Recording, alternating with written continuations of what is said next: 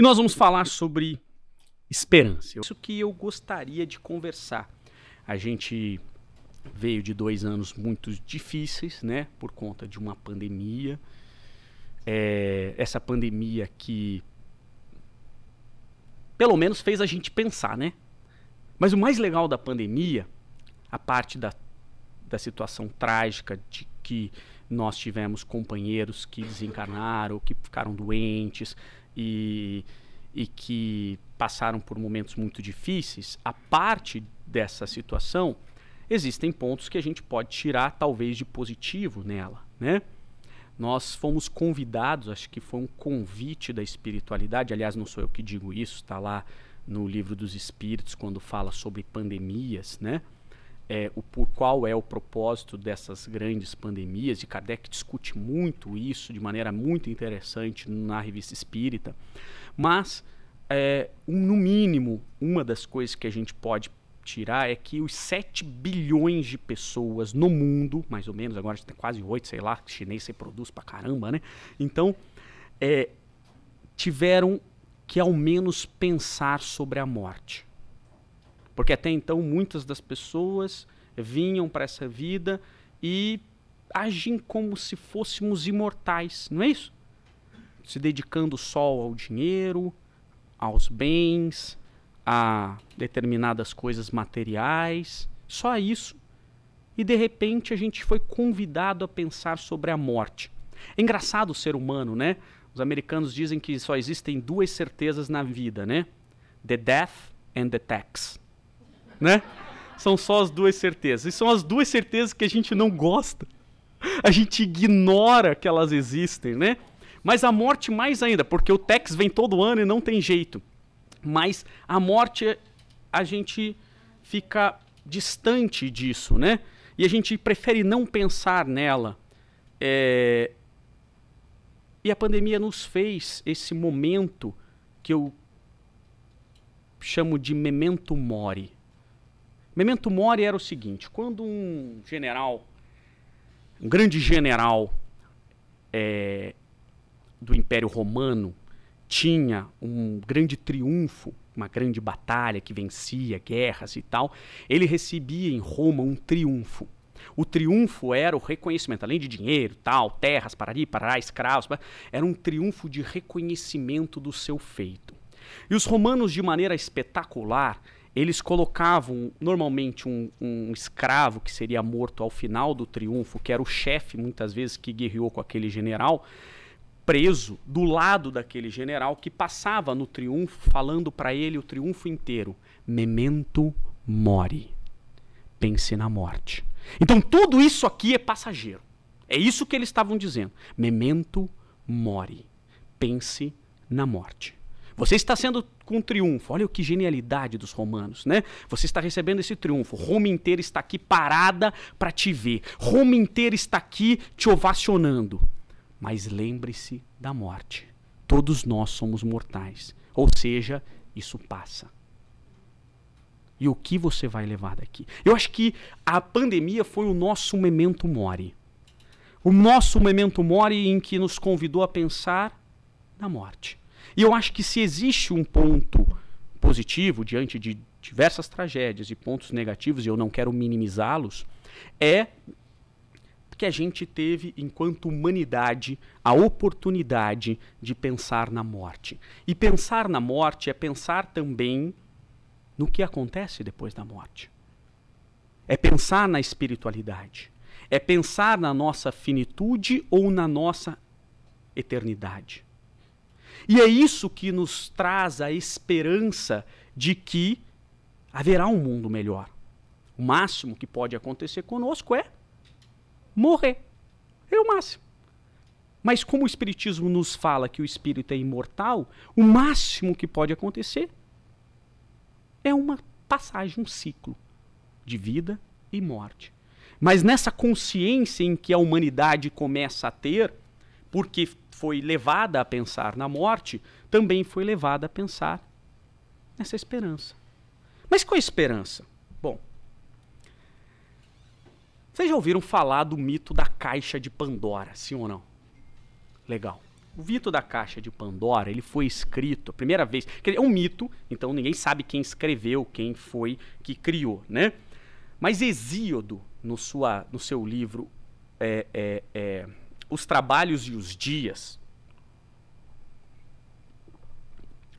no século VIII a.C., foi o primeiro que a gente tem notícia que escreveu sobre esse mito da caixa de Pandora. E o que é o mito da caixa de Pandora? Porque às vezes as pessoas ficam falando, a caixa de Pandora, que tem todos os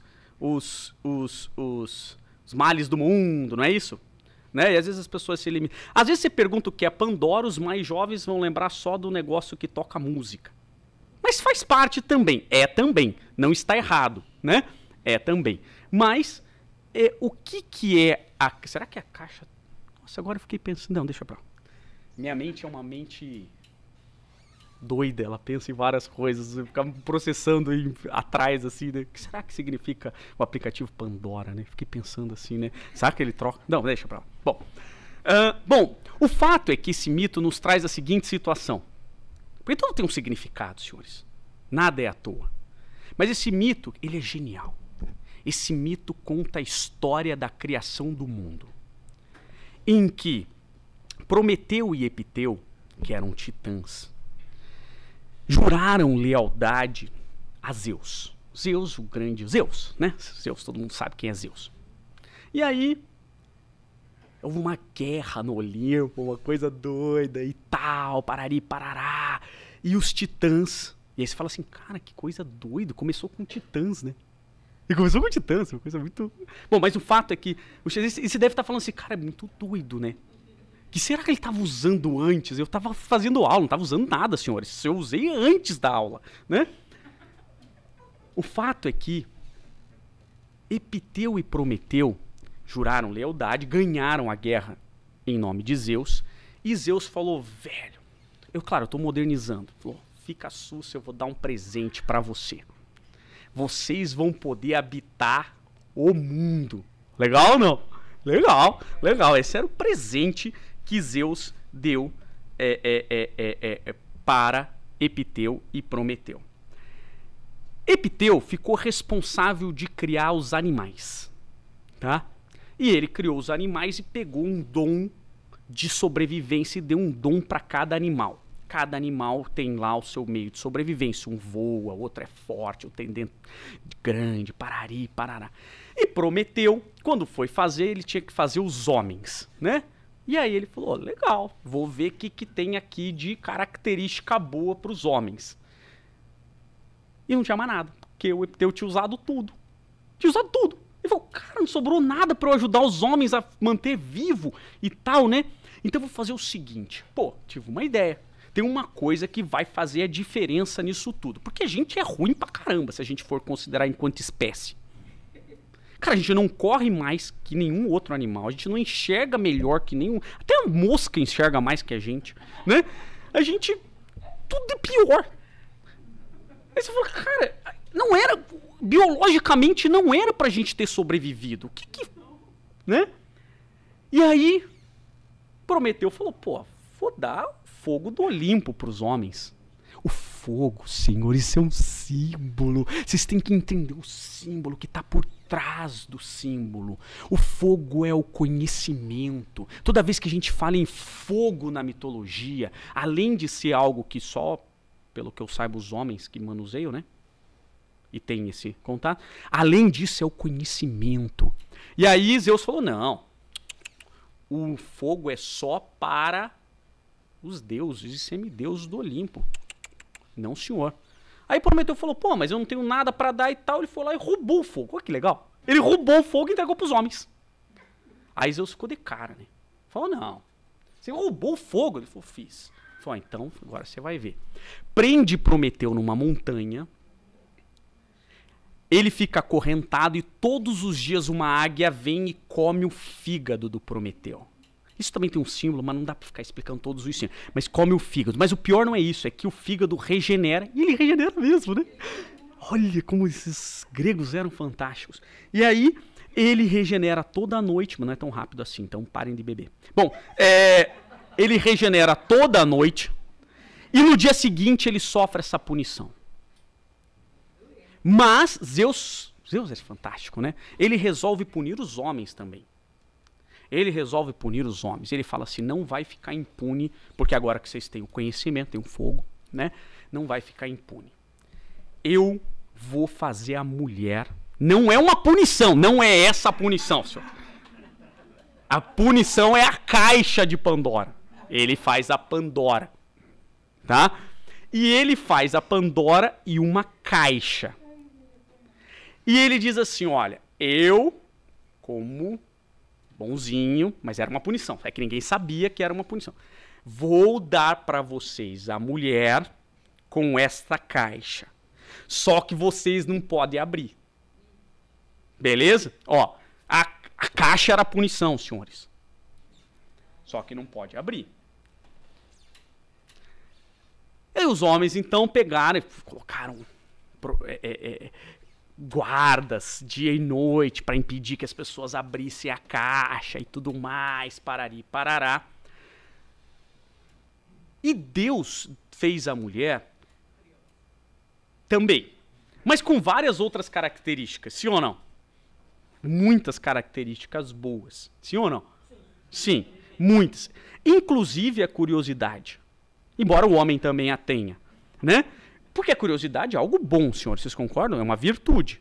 Graças à curiosidade faz com que a gente evolua, faz com que a gente pegue aquela luz do conhecimento e transforme em algo melhor. Sim ou não? Jóia. Então a curiosidade não é um defeito da mulher. É muito importante que a gente entenda isso, porque pode ter uma visão muito machista dessa história toda, né? Pode ou não pode? Pode. E não é essa a visão que os gregos já tinham, pelo menos. Embora eles não gostassem muito de mulher. Mas isso fica para outra história. Sim, não sou eu que disse isso. Não fui eu, não sou eu que estou dizendo isso. Tá? Esparta, Leônidas disse sobre os atenienses. Quando foi enfrentar o rei Xerxes, ele falou assim, bom, se aqueles pederastas de Atenas vão... Pederastas. Ele falou isso. Se aqueles pederastas de Atenas vão entrar na guerra, nós espartanos também, né? Pô. Então, Leônidas, palavra, fecha aspas. Bom, então eles tinham uma coisa com mulher e tal. Bom, mas enfim. Mas a sociedade grega daquela época era meio doida. O fato é que Pandora abre a caixa. E quando abre a caixa, o que sai? Agora sim. Todos os males, ou seja, os homens viviam até aquele momento sem males. Sem dor, sem sofrimento, sem fome, sem medo, não tinha nada. Eles viviam tranquilamente. Então a punição de Zeus aos homens é dar os males. E todos os males, então tudo que você, guerra, tragédia, furacão, tornado, que apitou todo mundo aí, tal, não sei o que, parari, parará, veio da caixa de Pandora. Joia? É um mito, senhores. Só que a gente tem que entender o mito, porque isso faz um significado fantástico. Porque o mito, como as pessoas não tinham como entender o conhecimento que nós temos hoje, o Google e tal, você tinha que passar as histórias através desse tipo de conhecimento e de alegorias. E aí você vai passando isso. Bom, para que isso nunca se perca. E aí o que acontece? Só que de todos os males, a única coisa boa que tinha dentro da caixa era a esperança. A esperança era a única coisa boa dentro da caixa, de tudo que tinha. Eu não desconheço a interpretação de Nietzsche sobre esse assunto, mas eu não vou contá-las para vocês não ficarem... Não, vou contar. Vou contar rapidamente, porque é uma sacanagem, né? O Nietzsche entende que a esperança ela é também um mal à humanidade. Mas eu não concordo com o Nietzsche. Desculpa, mas o Nietzsche está completamente errado. Todos acham diferente do Nietzsche, mas eu tenho que trazer. Então, que o Nietzsche acredita que a esperança também é uma punição. É você ficar e tal. Porque ele entendia a esperança do jeito errado. É por isso que ele entendia desse jeito. Lamento, Nietzsche, foi mal. Mas você entendia a esperança errada. E como é que a gente pode entender a esperança de um jeito mais correto, né? Que é a interpretação que se dá aos outros. Então, de todos os males do mundo, só sobra a esperança como algo bom que Zeus colocou. Por quê? Essa é a pergunta que nós temos que fazer. O porquê que a esperança estava dentro da caixa de Pandora? que faz continuar. Aliás, surge daí dessa interpretação de Nietzsche que a esperança é a última que morre. E aí o pessoal faz aquelas brincadeiras absurdas, não tem uma sogra chamada Esperança, né? Porque ela vai ser a última que morre, né? É interessante esse mito, vamos parar por aí, guardem esse mito por aí. É interessante esse mito porque os teólogos modernos, ao discutirem sobre a primeira carta aos Coríntios, primeira carta aos Coríntios, capítulo 13, versículo 13, debate sobre dois tipos de virtudes que a humanidade possui. Tá? As teologais, ou infusas, que é a fé, a esperança e a caridade. E as virtudes que são adquiridas. Então, e que a gente, então, algo que veio conosco, desde o todo, que são, por isso que são teologais ou infusas, e aquelas que a gente adquire. Prudência, justiça, lealdade, tal, que a gente vai adquirir. Ou seja, os teólogos modernos, ao interpretarem a primeira carta aos Coríntios de Paulo, que na verdade é uma poesia, teólogo, aquela carta dos Coríntios é uma maravilha, né?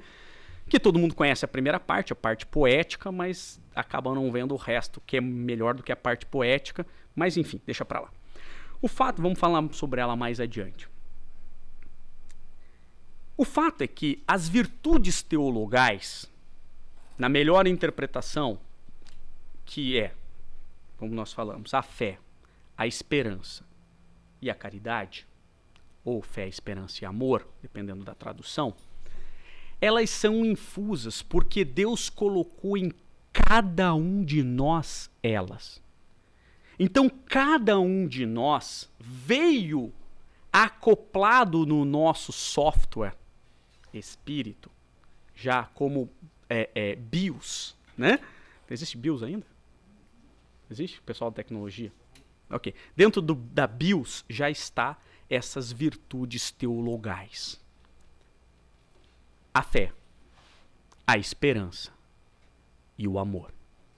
Isso não é à toa que isso estava no mito da caixa de Pandora, e não é à toa que isso está dentro da carta de Paulo aos Coríntios, e não é à toa que fé, a bandeira do Espiritismo é a fé, esperança e caridade. Não é à toa que isso acontece. Isso tudo é um movimento muito bem delineado, né? Para que isso desperte em cada um de nós a necessidade de tomarmos contato com a centelha divina dentro de cada um de nós. E qual é a centelha divina? As virtudes teologais. Fé, esperança e caridade. Só sobre cada uma delas eu teria que falar muito tempo, mas eu vou falar só sobre a esperança. Joia? Vocês já viram o Mário Sérgio Cortella? Eu gosto bastante dele, né? E ele tem uma definição de esperança que eu gosto muito. Porque quando a gente fala em esperança, que era a esperança que o Nietzsche falava, e é por isso que ele vê isso como mal e não como virtude, é a esperança do verbo esperar. E isso está errado, segundo o Cortella, e eu concordo com ele, que a esperança ela não deve ser do verbo esperar. Ela vem do verbo esperançar, que é diferente de esperar. Então, por exemplo, eu espero que determinada coisa dê certo. Eu espero que a pandemia acabe.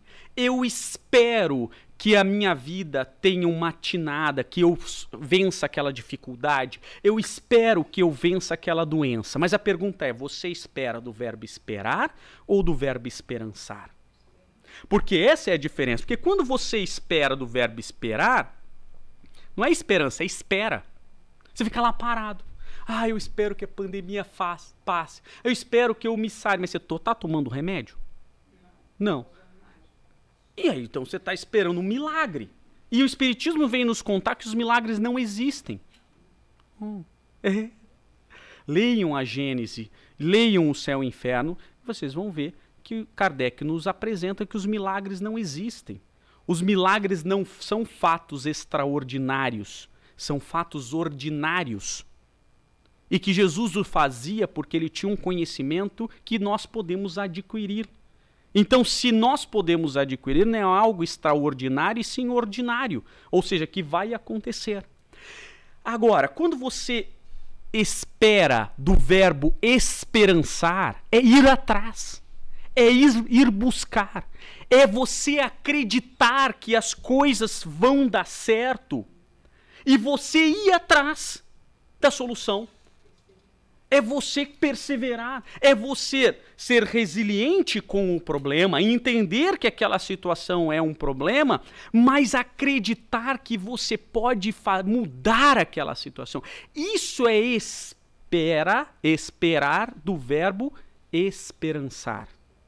Ok? Então essa é a interpretação. Por isso que Nietzsche tinha uma interpretação de que era um mal. Claro que é um mal. Porque se você fica só esperando as coisas acontecerem, isso é realmente um mal. Agora, se você tem a espera do verbo esperar, a esperança do verbo esperançar, você acredita e faz algo. E o que é isso? Eu trago uma frase desse Nobel da Paz. E ele diz o seguinte: a tragédia não é quando um homem morre. A tragédia é aquilo que morre dentro de um homem enquanto ele ainda está vivo. Isso é muito trágico. Isso é muito trágico. Então, de novo, a tragédia não é quando um homem morre. A tragédia é aquilo que morre dentro de um homem enquanto ele ainda está vivo. E o que não pode morrer dentro de um ser humano? A esperança. Mas a esperança do verbo? Esperançar. Isso não pode morrer. Esperança do verbo esperançar é o quê? É investir 100% de esforço se tiver 1% de chance. Tem 1% de chance? Invista. Né? Tem um provérbio tibetano que eu gosto muito, que ele fala assim: olha, eu estou com um problema, eu estou muito preocupado com esse problema. Não estou dizendo que é fácil de seguir, mas ele é interessante. Eu estou com um problema, esse problema tem solução? Tem solução. Então você não precisa se preocupar, porque tem solução. Não, mas eu tô com esse problema e ele não tem solução. Então não adianta se preocupar, porque ele não vai ter solução mesmo. A questão é na preocupação. Você vai se preocupar com o quê? Há 1% de chance de vencer, então invista 100% do seu esforço. Isso é a esperança do verbo esperançar. Esperança do verbo esperançar não é fingir que os problemas não existem, mas é não dar aos problemas a dimensão irreal deles. A gente tem que fazer com os problemas, isso é uma estratégia que funciona, embora não seja fácil, porque quando a gente é parte do problema é muito mais difícil, né? Mas a gente tem que fazer como um projeto. Já trabalharam com um projeto? Projeto de empresa, projeto. O que a gente faz? A gente dimensiona o projeto, dimensiona o prazo, dimensiona tal, o que eu vou fazer, e a gente tem que ir colocando a energia nesse sentido e ter uma noção do tamanho do problema. Porque se ele for muito grande, o que você vai fazer? Não vou resolver, é muito grande. Divide em partes. Não é assim que a gente faz quando o projeto é muito grande? Eu me lembro quando eu assumi um projeto no sistema Unimed de análise jurídica, planejamento estratégico e coisa de inteligência e tal, não sei o quê. E aí eu era o responsável pelo projeto, né? E eu tinha 20 anos de processo judicial para catalogar. Não eu, né? A minha equipe, né? E aí eles falaram, cara, não dá, 20 anos de processo. Você sabe quantos processos o sistema Unimed tem aqui só no Paraná? Eu falei, não, para isso que eu tô aqui, para te dar esse número. Eu tô aqui para dar esse número, mas eu só preciso dar esse número se eles estiverem todos catalogados no sistema que eu criei. Tá. E como é que a gente vai fazer? Aí você vai falar assim, olha, nós vamos dividir em partes.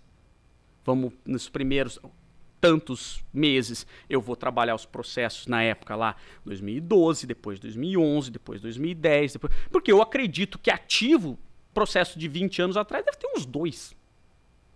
Né? Por que eu vou me preocupar com o processo lá?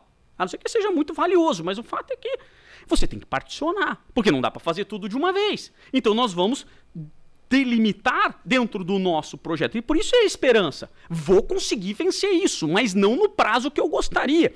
E muitas vezes o problema é que a gente dimensiona um problema muito maior do que ele é, e E aí a gente não dá esperança mesmo, porque daí ele é muito grande. Então, esperança do verbo esperançar é saber também dimensionar. Não é fingir que o problema não existe, mas é saber dimensionar e dar o correto peso para o problema.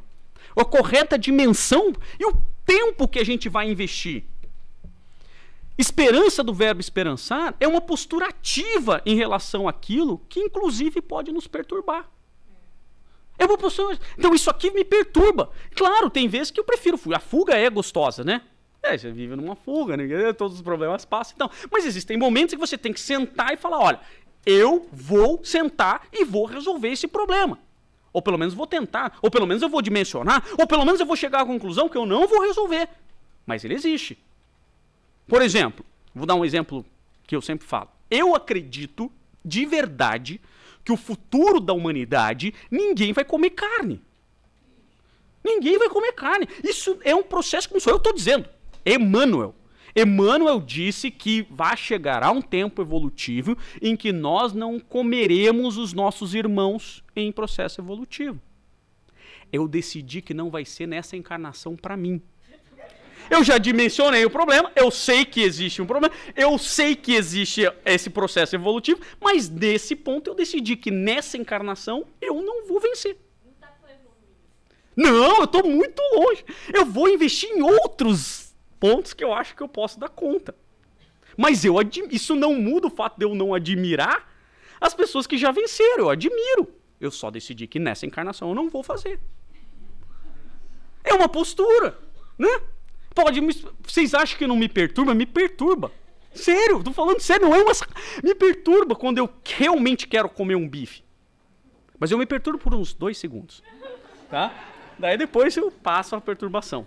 Mas eu me perturbo no sentido, falei, cara, como eu sou atrasado. Porque me perturba o fato, porque eu sempre fico me perguntando, quão próximo eu estou de Jesus e quão próximo eu estou do macaco.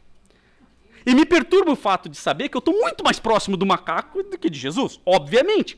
Mas às vezes, quando eu falo ter essa atitude, eu tenho a conclusão que eu estou muito mais próximo do macaco do que eu imagino. Né? Mas você tem a dimensão do problema. Esperança do verbo esperançar, senhores, é não se acovardar diante das dificuldades. Não é que a gente tem que sair com peito de aço e encarar, porque eu costumo brincar que o herói é aquele que não teve tempo de fugir, né? Então, às vezes ele é o herói. Ele não deu tempo de fugir, sobrou para ele resolver. Mas não é sair com peito de aço. É você dimensionar aquela situação. Você pode vencer, não pode vencer, pode encarar. Melhor se esconder nesse momento. Assalto a banco. Não, eu não vou me acovardar. Assim, eu vou me acovardar.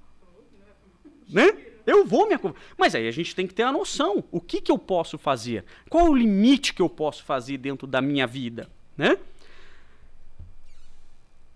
Esperança, do verbo esperançar, senhores, é confiar que Deus está no comando das nossas vidas.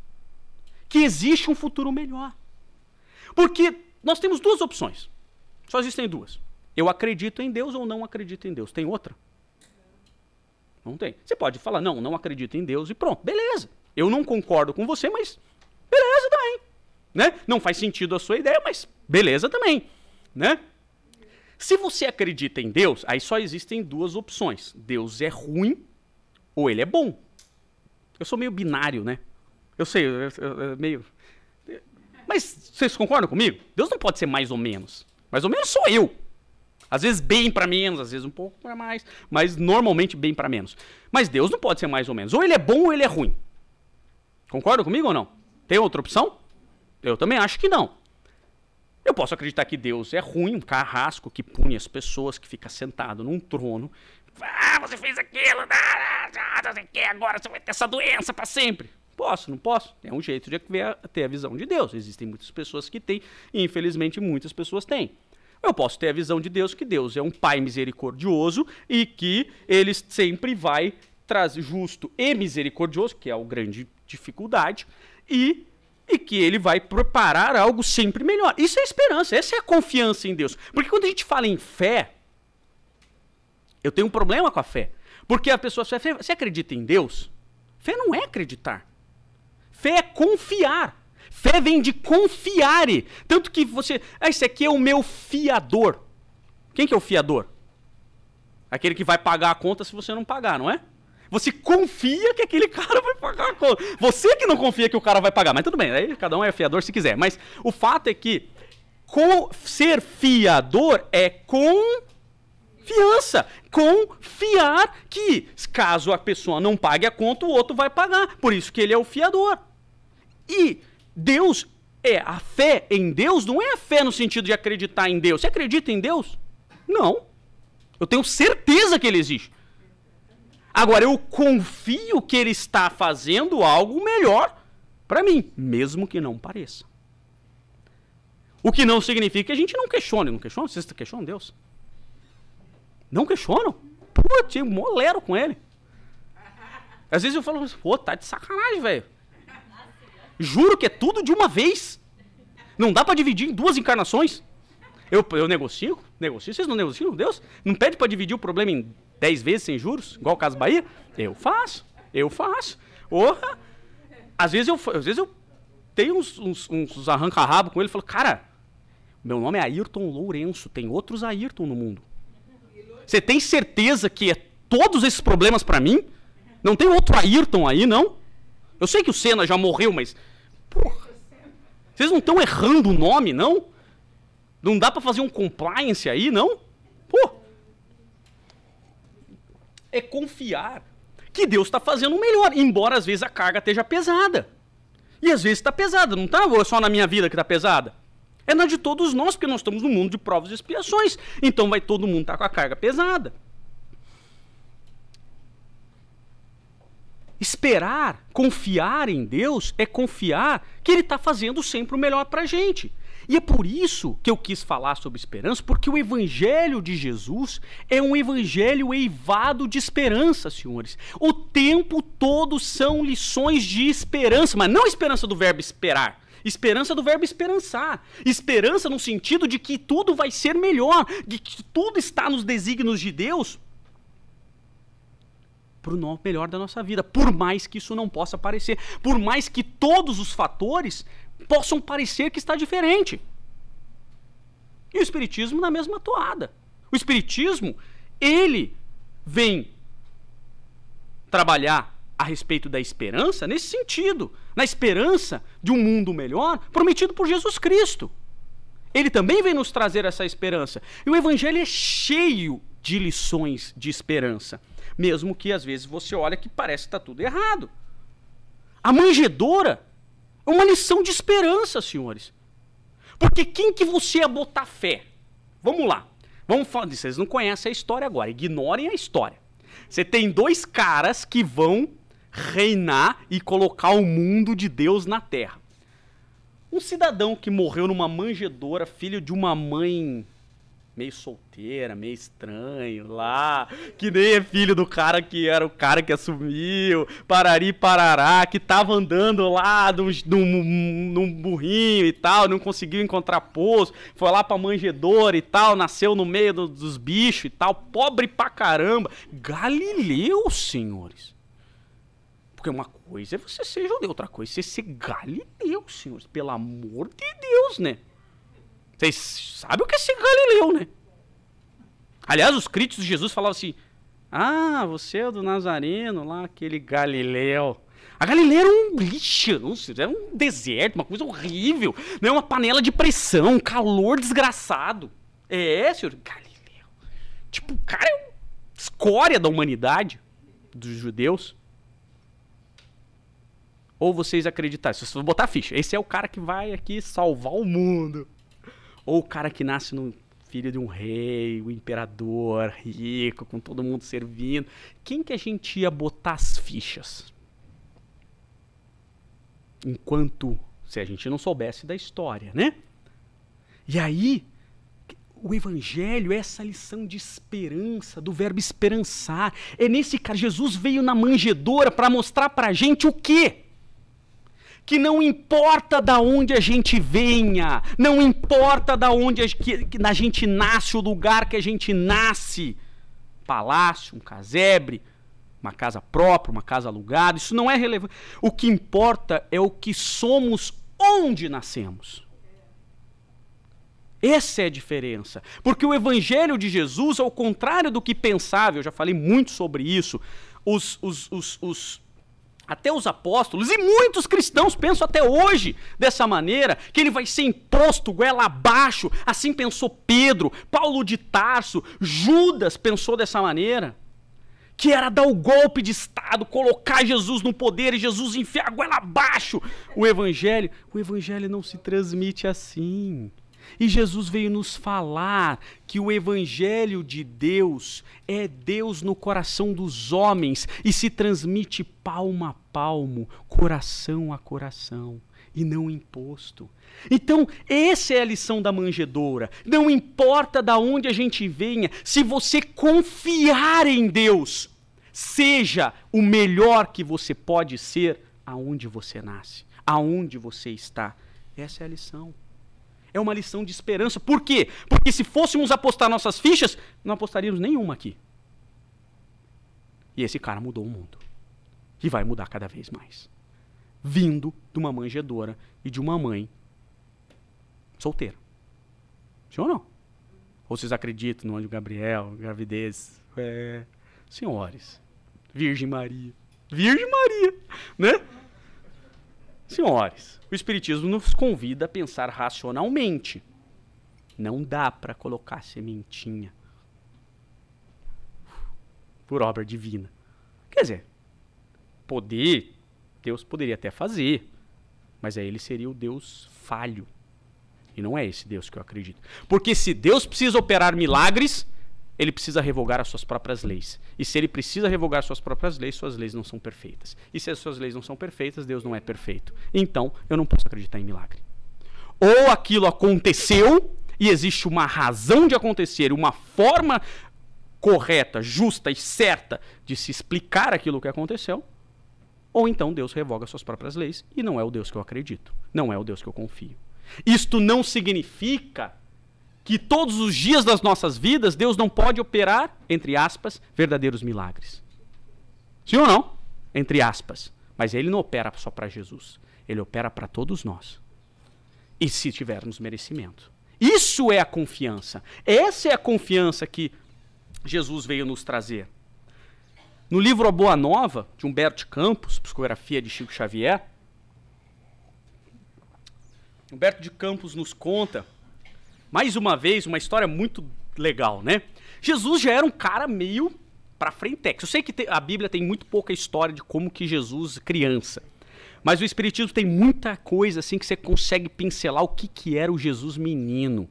Quando Maria encontrou ele conversando com um dos piores bandidos, assassinos da sua época, ele com 7 aninhos na estrada conversando. Maria quase ficou doida. Falei, cara, você sabe o que você tá falando? Pô, tô aqui conversando com ele para ele mudar de rumo. Ou vocês acham que Jesus formou com 30 anos e não sei o quê? Senhores, Emmanuel vem nos falar que Jesus já era um espírito puro há 4,5 bilhões de anos. E ele foi responsável como governador da Terra, por esse planeta, a cuidar de cada uma dessas almas que aqui estão. E ele se assumiu essa responsabilidade sendo um espírito puro. Então quando ele veio, reencarnou, ele já era um espírito puro. Mas ele não era só um espírito puro, ele era um espírito crístico. Que é uma escala, que eu nem sei dizer quais são as escalas, porque eu não cheguei lá ainda e estou muito longe disso, dentro do cara que governa um planeta. Isso está lá em A Caminho da Luz, de Emmanuel. E Emmanuel vem falar, você acha que esse cara já veio, a aura dele, só a energia que aquele espírito transmitia, já pacificava as pessoas. Era uma coisa do outro planeta. Porque se a gente vai para Chico Xavier e as pessoas que conheceram Chico já sentiam aquela energia de Chico, e Chico estava muito longe de ser um espírito puro. Porque os espíritos puros são infalíveis. E Chico podia falhar. E quem falou isso foi Emmanuel. Embora um espírito muito mais evoluído. Muito mais que a gente. Mas ele estava muito longe de ser o espírito puro. Cristo era o espírito puro e crístico. Então, esse cara já conversava, já tocava horror lá, senhores, daquela Palestina muito doida. Então, ele chegava lá e estava lá conversando. E ele já trocava assunto, tem algumas passagens na Bíblia, ele menino discutindo com tá. E aí Maria falou, pô, esse moleque é ponta firme, né? Só que, pô, o pai dele é carpinteiro, né, e tal, não sei o quê. E Maria foi lá conversar com os caras do templo para ver se dava uma bolsa de estudo. Porque era muito complicado essa história. Porque para entender o que era você ser sacerdote, sacerdote era o cara que estava estudando. Pra você entender o Sinédrio que tanto se fala, onde Paulo de Tarso trabalhou, o Sinédrio era um misto assim de banco central, seria hoje assim, Banco Central, Senado e Supremo Tribunal Federal. Olha o poder que tinham esses caras. O cara ali dentro os sacerdotes, ele era um misto de banco, porque se você não tinha dinheiro, as pessoas assaltavam, então você depositava o dinheiro lá, tanto no Sinédrio como nos templos. Então ele era um misto de banco, certo? Com vereador e juiz. Os caras faziam de tudo, imagina o poder. E aí Maria falou, pô, esse cara tem futuro, esse tal de Jesus, esse meu filho é um menino evoluído e tal, não sei o quê. Foi lá pedir se ele não dava, viu? Óbvio que todo mundo conhecia ele por ali, né? Aliás, claro, né, o tio dele era um sacerdote muito famoso, né? Pai do João Batista, né? E tal, e não sei o quê. Para ele foi pedir uma bolsa de estudo para ele, né? Pô, deixa o menino. E os caras falaram, não, beleza, deixa comigo. E aí Maria chegou toda feliz para contar, né? Pô, olha só, conseguiu uma vaga para você e tal.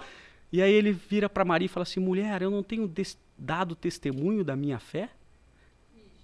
Não, mas eu sei, mas eu queria que você tivesse uma oportunidade, porque, olha, José é o carpinteiro e tal, não sei o quê, e, pô, você é um menino inteligente, a gente vê e tal, e eu queria que você, assim, ele falou assim, eu já estou com Deus. Eu já estou com Deus. E respeito muito tudo isso, mas Deus está comigo. Aquilo que eu tenho que fazer, eu vou fazer. E eu já não preciso disso. E aí Maria ficou meio assim e tal, não sei o quê, e conta-nos Humberto de Campos, terminada essa conversa, que é muito legal, você pode ler lá no Boa Nova, ele humildemente vai pedir ao Pai para trabalhar na carpintaria. Nos demonstrando mais uma vez que não importa o que a gente faça na vida, não importa qual a profissão que a gente vai exercer na vida, o que importa é o que você é exercendo essa profissão. Isso é o que vai fazer a diferença na nossa vida. O que você é o que vai fazer, e não o que você faz. Porque, na verdade, você está naquela profissão. Né? Eu costumo dizer, porque você é advogado. Não, eu estou advogado. Você amanhã vem para os Estados Unidos e vai entregar pizza, como eu já fiz. E eu estava entregando pizza. Porque eu não sou um entregador de pizza, como eu não sou. Eu sou o Ayrton, que tenta ser um pouquinho melhor a cada dia da vida. Isso é que é... E que eu tenho a esperança de que Deus coloca as melhores oportunidades no meu caminho. Por mais que elas não pareçam muito boas no início. Não enxerga. O fato é que Jesus nos enche de esperança ao demonstrar que ele sendo carpinteiro. E os seus opositores falavam o quê? Ah, você é o seguidor do carpinteiro. Não é assim que os caras falavam para ele? Imagina. E ele teve a oportunidade, Humberto de Campos nos mostra que ele teve a oportunidade de ser um sacerdote. E eu tenho a sensação que ele seria um pouquinho melhor que Paulo de Tarso. Só uma sensação, talvez. Um pouquinho mais inteligente também. Mas ele não quis isso. Porque ele não precisa disso. E ele quis nos mostrar que não importa onde a gente esteja, desde que a gente seja o melhor de nós, aonde estejamos. Essa é a esperança. E que Deus vai nos dar esse caminho, não importa. Aquilo que muitas vezes a gente quer. Porque o tempo de Deus, nos desígnios de Deus, isso é confiar. Isso é florescer aonde Deus nos plantou. Uau! Florescer aonde Deus nos plantou. Esse é o objetivo. Uma das coisas mais belas do Evangelho de Jesus são as bem-aventuranças. Eu não vou trabalhar todas elas, a Helena já fez com muito mais competência do que eu em aulas próprias sobre o assunto. Mas o fato é que Mahatma Gandhi, que nem cristão era, disse assim, se todos os textos religiosos do mundo se perdessem e sobrassem somente as bem-aventuranças, nada estaria perdido. Uau! Uau! Certa feita, uma vez, numa reunião de várias religiões, um cristão pergunta a Mahatma Gandhi de maneira bastante ofensiva, dizendo assim: Gandhi, o que você acha que precisamos fazer para aumentar o cristianismo na Índia? Mahatma Gandhi não era cristão.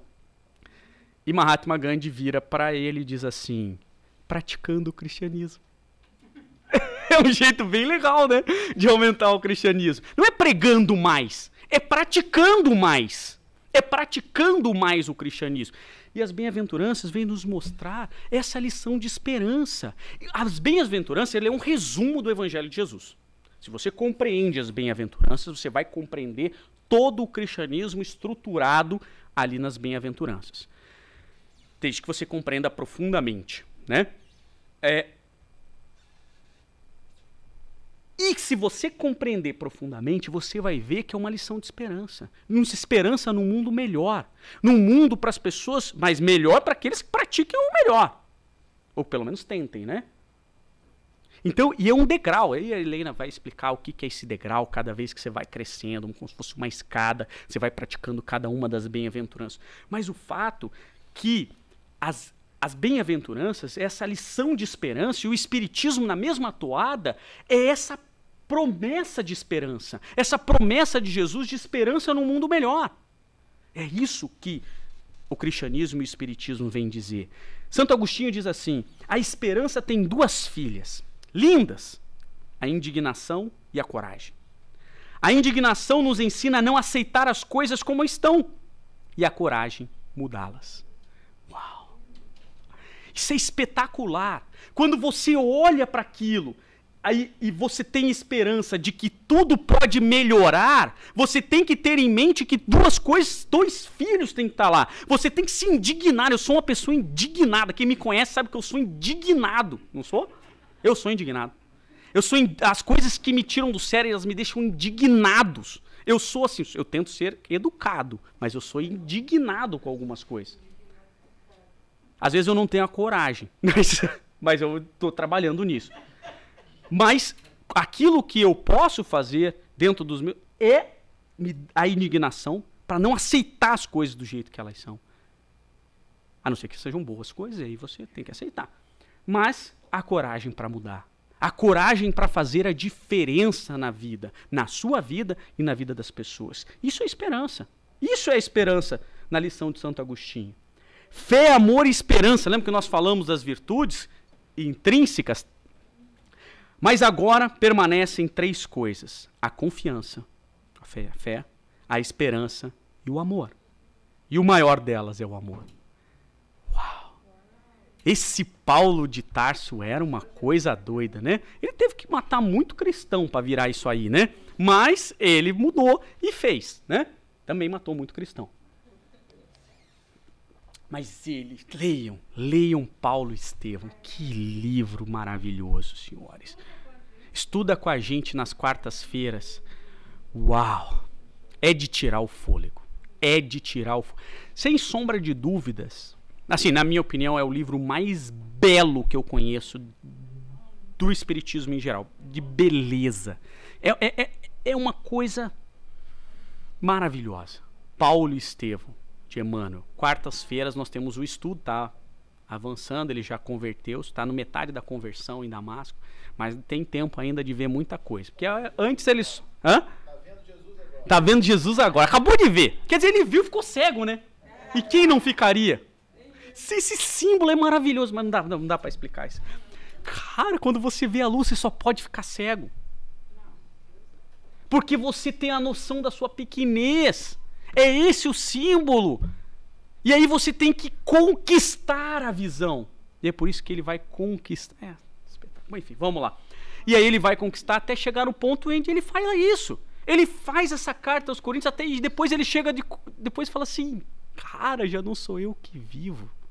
É Jesus que vive em mim. Isso é espetacular. Isso é uma conversão de verdade. Essa esperança que Paulo vem nos trazer. Ninguém mais. Isso. Nada me atinge mais. Porque quem está com Cristo não é atingido. Isso não significa que a gente não sofra. Você acha que não doía? Quando ele tomava. Porque hoje é fácil a vida do palestrante, do facilitador. Da pessoa. Ele vem aqui, fala e tal, todo mundo fica feliz e tal. Pô, na época de Paulo, Paulo ia lá, falava e tal, a galera jogava pedra nele, chutava ele, ficava 3 dias mancando e tal, dormia no sereno. Hoje a gente tá bem feliz, né? São Tomás de Aquino, ele diz assim: deves ter de início a fé, para conhecer a verdade. A confiança, para conhecer a verdade. Em seguida, a esperança para colocar teu desejo no verdadeiro fim. Então você conhece a verdade, aonde você quer chegar. A esperança para te colocar no rumo, para ir, caminhar para aquele, em direção. E, enfim, a caridade, pela qual teu amor será totalmente retificado. E é por isso, Diana, lembra que você me perguntou na aula, se dá para fazer o amor sem retificar internamente? Não dá. Primeiro você retifica e depois você... Mas não sou eu que estou dizendo, não. É Santo Agostinho. Santo Agostinho não, São Tomás de Aquino. São Tomás de Aquino, que é um cara que entendia um pouco mais do que eu.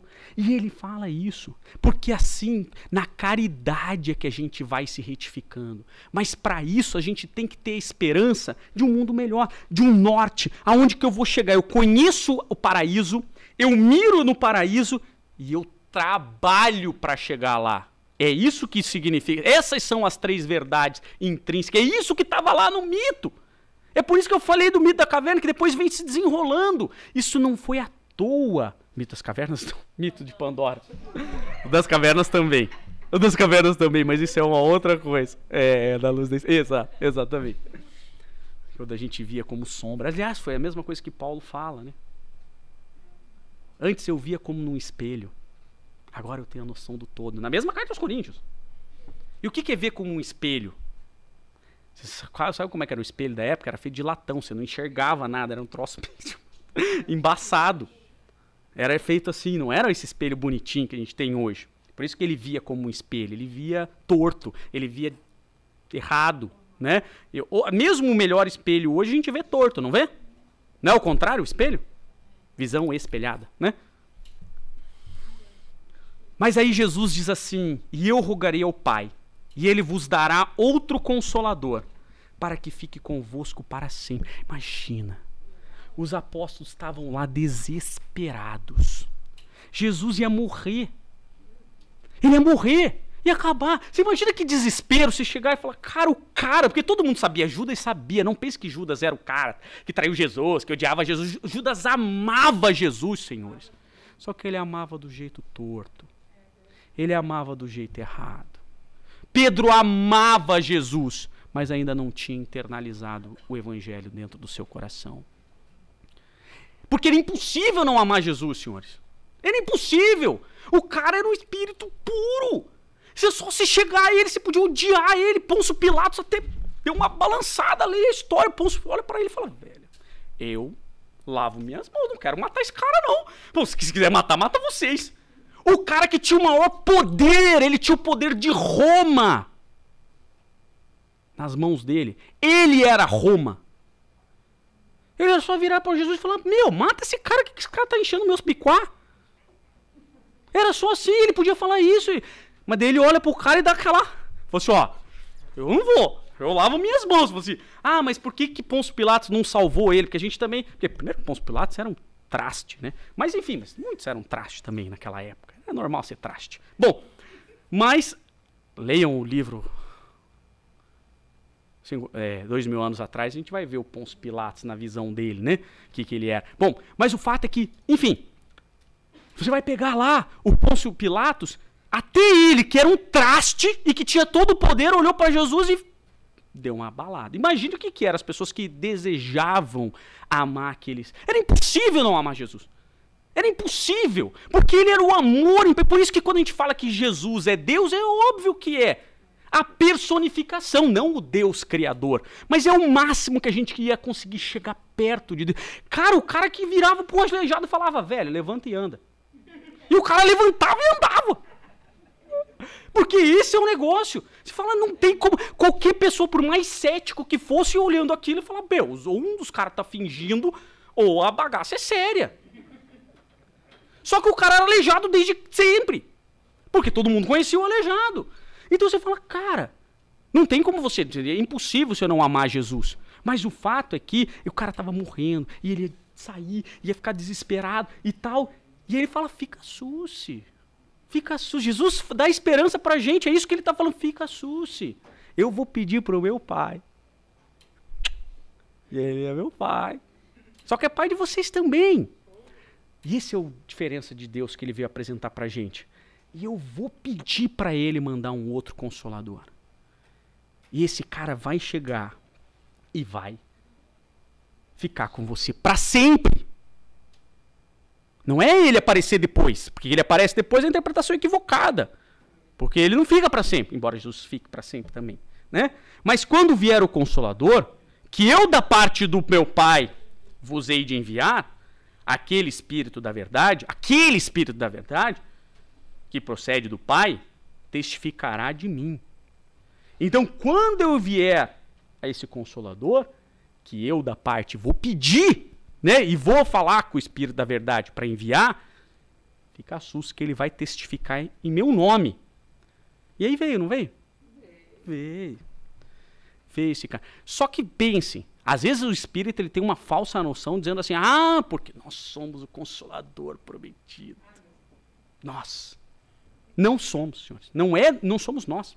É a doutrina dos Espíritos que é o Consolador prometido. Não é o Evangelho segundo o Espiritismo. Não é o Livro dos Espíritos. Isso está lá, bem escrito. Está lá. Aliás, uma das questões mais fantásticas que Kardec pergunta, onde está escrita a lei de Deus? Fala aí. E aí os Espíritos... mas isso é uma revolução da teologia. Porque quando você perguntava para um católico onde está escrito a lei de Deus, ele fala na Bíblia. Na Bíblia católica, porque a Bíblia protestante também é outra. E na Bíblia protestante, porque tem... E se você pergunta para o judeu, ele fala na Torá. E se você pergunta para o muçulmano, ele fala no Alcorão. E aí, Kardec, malandramente, porque Kardec era o cara, ele vira e fala assim, onde que está escrita a lei de Deus? E ele fala na consciência de cada um. Porque o Deus colocou dentro de cada um de nós as virtudes teologais. E é na consciência de cada um. Não é no Livro dos Espíritos. No Livro dos Espíritos só está ali, senão você queima o livro, acabou a lei de Deus. E vocês acham que o Livro dos Espíritos é o que está lá em Saturno? Eles estão lendo lá em Saturno o Livro dos Espíritos. Eles nem sabem quem é Allan Kardec. Talvez não saibam nem quem é Jesus. Senhores, o Espiritismo nos convida a pensar macro. Mas o Espiritismo é uma doutrina de esperança, senhores. Isso sim. É essa esperança, ele é o consolador, porque o tempo todo o Espiritismo vem nos trazer esperança. O Espiritismo é o consolador prometido que dá um conforto nas nossas dores. A esperança num futuro melhor.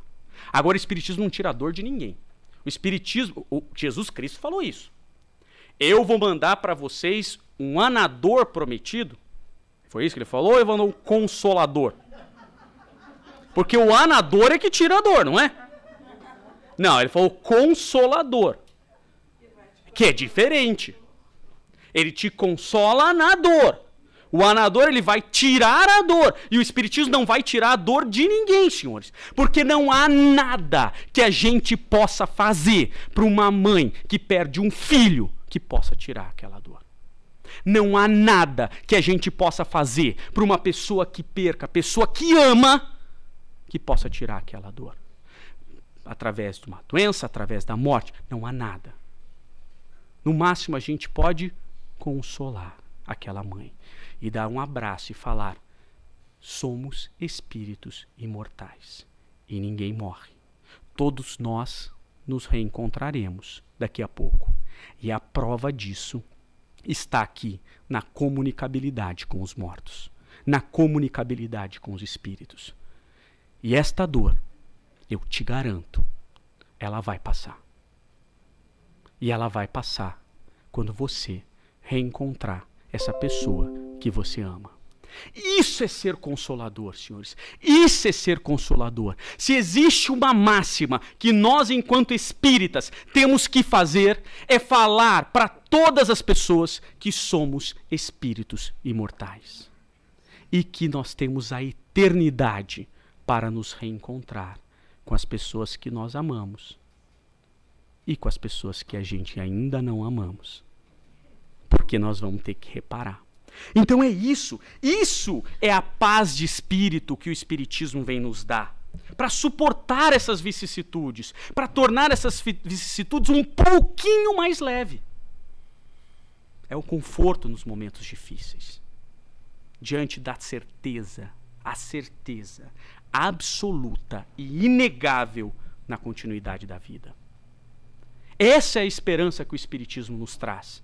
É a certeza da imortalidade da alma, da continuidade e da pequenez dessa existência. E que todos esses momentos são colocados em Deus, na confiança de que nós temos que melhorar.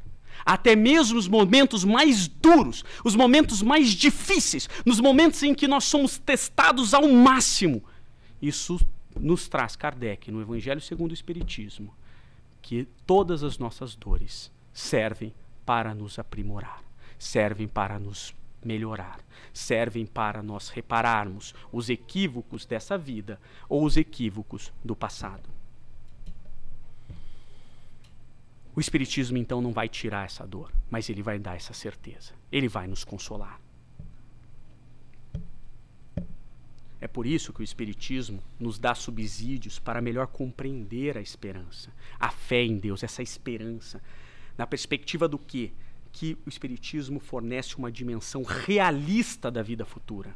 A esperança torna uma força inovadora. Quando eu tenho a certeza do que vai acontecer conosco, se a gente pega, por exemplo, o céu e o inferno, ou a justiça divina segundo o Espiritismo, em que ele dá, lá especificamente, aliás, tem uma palestra sobre isso, o Código Penal da Vida Futura, e que nós sabemos exatamente quais são as nossas faltas e quais são as consequências das nossas faltas, e aí nós conseguimos compreender exatamente qual será o nosso caminho. E podemos mudar. Porque ninguém, como disse Chico, ninguém pode apagar o passado que fez, mas todo mundo pode começar de novo e fazer um novo futuro. E não importa o seu passado, porque Cristo não perguntou o passado de ninguém. Cristo acolheu a todas as pessoas, inclusive a mulher adúltera, que ele falou, venha para cá. Ele não aceitou o adultério, ele não aceitou os pecados, mas ele tolerou a todos eles, porque ele veio como médico dos doentes. Ele veio como médico para todos nós, nos dando a esperança. Por quê? Porque se falava que essas pessoas que haviam em pecado não tinham solução, jamais teriam futuro. E Jesus Cristo vem falar o quê? Não, todos podem mudar. Vá e não peques mais. Foi isso que ele falou, foi isso que ele nos trouxe. Para o espírita, a crença na vida futura e na imortalidade da alma facilita o entendimento sobre as dificuldades cotidianamente enfrentadas pelo espírito em processo evolutivo, por meio das vidas sucessivas. Kardec ainda continua, submetido à lei de causa e efeito, que rege o seu destino. A criatura humana compreende ao longo das experiências reencarnatórias que é responsável pelos seus atos e que, por meio da lei de liberdade, é livre na hora da semeadura, mas escrava no momento da colheita. Essa é uma das coisas mais belas do Espiritismo, que nos dá poder. O Espiritismo nos empodera, dizendo assim, sabe aquela história do pecado original, a Eva, a maçã, nananana, e agora você está sofrendo por causa daquilo? Então, não é verdade.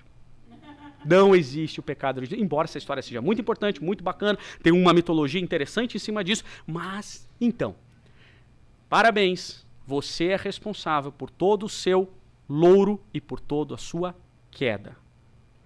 E você é único responsável por isso. E cabe a cada um de nós fazer diferente a partir de agora. Isso nos empodera. É duro, porque o Espiritismo não é para amador.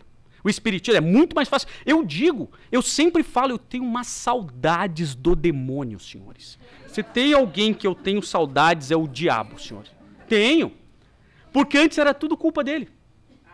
Não dá uma saudade? Fala assim, não, eu fiz isso porque eu passei do horário, Marisa, porque o diabo me tentou. Foi o diabo que me tentou. Eu ficar falando para ver se o povo ficava acordado. Né? Agora não. A Marisa vai falar o quê? Não, você passou do horário porque você não se programa, você não está correto. E tem passe ainda, se agilize. É assim que funciona. Porque é minha responsabilidade. A gente é responsável pelas coisas. Só que não é, porque quando a gente fala de responsável, a gente só pensa na dor. Mas a gente é responsável pelo êxito.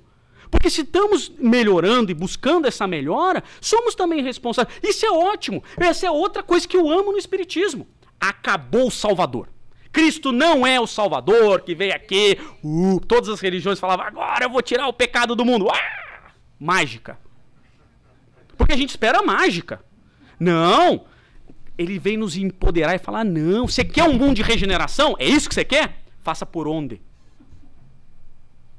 Porque o mundo só será de regeneração quando 51% mais um começarem a vibrar em mundo de regeneração.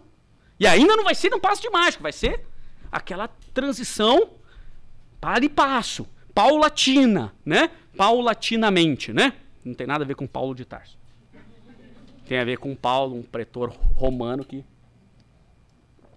inventou a ação pauliana, também chamada ação calatória. Enfim. Bom, aos poucos compreende que as dores e sofrimentos são decorrentes de suas próprias ações, presentes ou passadas, constituindo-se em valiosas oportunidades de aprendizado, seja pela prova redentora ou pela expiação libertadora. Nada é por acaso. Nós estamos. Isso é uma esperança de que não é injusto. Mesmo que doa, não é injusto. Não é legal isso? Assim, eu mereço. Né? Eu mereço. Vou sofrer. Como o Emmanuel falou para o Chico, sofra calado, sofra com resignação, sofra com dignidade. Morra com dignidade, isso. Essa é a palavra. Morra com dignidade. E eu acho que Emmanuel é de lascar, né? Ele vem dizer assim, ó, nem todos têm o voo da fé. É verdade. Quantas vezes a gente falseia na fé em Deus? A fé de verdade, de confiar, de falar, não, fica sus. Quantas vezes a gente falseia? Então, Emmanuel já fala, fica sus. Nem todos têm o voo da fé. Nem todos podem oferecer o pão do corpo. Porque às vezes a gente não tem, às vezes a gente não quer. Mas ninguém está impedido de espalhar os benefícios da esperança. Ninguém que é espírita pode se privar de falar para um irmão, um companheiro nosso, que não perca a esperança. A única esperança para você é o suicídio. Nós não podemos, e isso que nós temos que combater, temos o dever de combater, a esperança de que tudo vai ser melhor. Tudo vai ser melhor. Esse é um dever, cada um de nós enquanto espíritos, porque o Emmanuel nos disse, ninguém está impedido de espalhar os benefícios da esperança. E ele continua, o capacete é a defesa da cabeça em que a vida situa a sede da manifestação do pensamento. Então, quando você usa o capacete para proteger o pensamento, né? É o que as pessoas dizem por aí, embora seja no espírito, mas é onde se manifesta, né? O cérebro, que é o vetor transmissor do pensamento. E Paulo não podia lembrar outro símbolo mais adequado à vestidura do cérebro cristão, além do capacete da esperança na salvação. Uau! Isso é profundo demais, né? O Emmanuel, ele consegue ser... Eu gosto do Emmanuel porque o Emmanuel, ele consegue fazer uma coisa tão profunda em um parágrafo. E eu olho para isso e tento explicar isso e levo 5 horas. E não faço com a magnitude do Emmanuel, por isso que eu admiro ele. Quando, pois, te encontrares em luta imensa, recorda que o Senhor te conduziu a semelhante posição de sacrifício, considerando a probabilidade de tua exaltação. Então, em todos os momentos de dores, a gente tem que lembrar que aquilo foi colocado no caminho porque você tem chance de vencer. Não foi colocado porque Deus é carrasco, foi colocado porque a gente tem chance de vencer. E não te esqueças de que toda crise é fonte sublime de espírito renovador para os que sabem ter esperança, para os que confiam em Deus, para o que confia num caminho melhor. Então, e se eu não falar, ela vai ficar brava, contribuição da Carol. Nunca percas a esperança. Haja o que houver, permanece confiando. Se tudo estiver contra, e o insucesso te ameaçar com desespero, ainda aí, espera a divina ajuda. Somente nos acontece o que será de melhor para nós. A lei de Deus é de amor. E o amor tudo pode, tudo faz. Ela é mais bonitinha, né? Ela não é tão dura quanto... Ela é forte como Emmanuel, mas mais carinhosa como a maioria das mulheres, né? Então, elas têm esse toque de genialidade e feminilidade. Jesus espera por nós. É preciso evitar o pessimismo crônico e renovar atitudes mentais na obra que fomos chamados, aprendendo a confiar no divino poder que nos dirige. Jesus espera por nós. Eu acho que essa é a maior frase de esperança do cristianismo. E ele espera, não espera? Ele falou isso, não falou? Falou ou não falou? Falou, eu me lembro que ele falou isso. Ele falou assim: nenhuma de minhas ovelhas se perderá. Ele falou: fica tranquilo. Pode não ser nessa encarnação. E esse é o peso da bola que o Espiritismo nos tira. Fica tranquilo. Pode não ser nessa encarnação.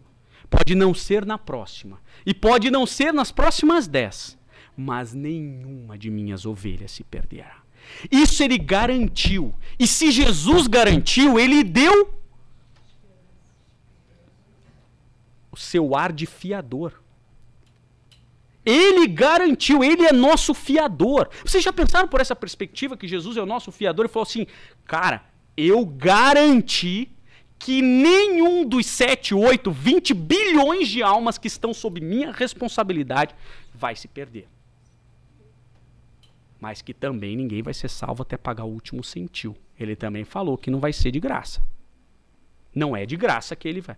Mas isso é uma prova de confiança e de esperança no mundo melhor. Porque Jesus nos prometeu que nenhuma de nós, nenhuma de suas ovelhas se perderá.